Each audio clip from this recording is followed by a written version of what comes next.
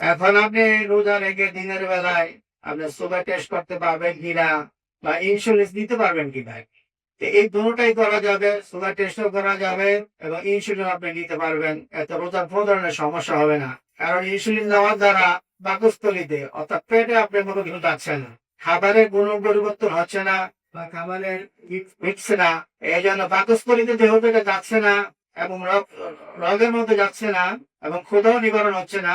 সুতরাং ইনসুলিনও নেওয়া যাবে এবং রক্ত মাপা যাবে। যদি অসুস্থ হয়ে যায়, রোজা অবস্থায় যদি আমাদের অসুস্থতা বেড়ে যায়, তখন আমরা রোজা ভেঙে ফেলবো এবং এই অসুস্থতার কারণে রোজা ভাঙলে আমাদের কাফারা দিতে হবে। শুধু একটা রোজা কাজা করে নিলেই হবে।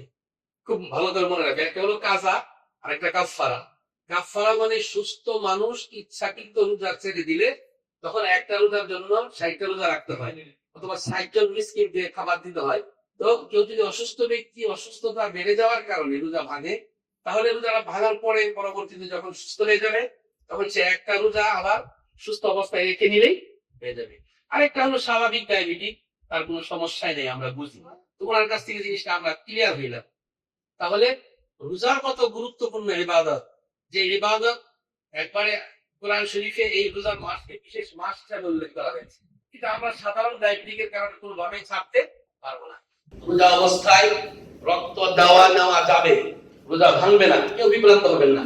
আপনার যদি রক্ত দিতে হয় দিতে পারবেন, রক্ত নিতে হয় নিতে পারবেন। রোজা যেই সমস্ত কারণে ভাঙে এটা এই কারণ না।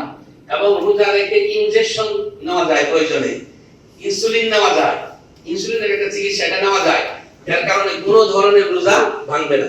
ডাক্তার সাহেব আমাদেরকে পরামর্শ করলেন যে ওই ইফতারের আগে মাগরিবের সময় অথবা জুমার বয়ান করি, আলহামদুলিল্লাহ ইনসুলিন যে নেওয়া যাবে ইফতারের আগে, এই বিষয়টা আমার মুসল্লিদেরকে বোঝাচ্ছিলাম। হঠাৎ করে এক লোক দাঁড়িয়ে বললো যে হুজুর রোজা অবস্থায় ইনজেকশন নেবে কিভাবে। আমি ওনাকে বুঝিয়ে দিলাম, সমস্ত মুসলিমদেরকে বুঝিয়ে দিলাম। সুতরাং এই বিভ্রান্ত হওয়ার কোনো সুযোগ নেই। ইনশাআল্লাহ রোজা রেখে আমরা চিকিৎসা নিতে পারবো, রোজা রেখে আমাদের ডায়াবেটিক টেস্ট করতে পারবো, রোজা রেখে ইনসুলিনও নিতে পারবো প্রয়োজনে, এটা কোনো সমস্যা নেই। রোজা ভাঙার কোনো প্রয়োজন নেই, স্বাভাবিক অজুহাতে আমরা রোজা ভাঙবো না, এটা খুব ভালো করে খেয়াল রাখবো। আরো কোনো বিষয় শরীয়ত কোনো বিষয় থাকলে আপনারা আমাদের জিজ্ঞেস করতে পারবেন। আল্লাহ পাক রব্বুল আলামিন আমাদেরকে এই কথার উপর আমল করার তৌফিক দান করুন। আসসালামু আলাইকুম ওয়া রাহমাতুল্লাহ।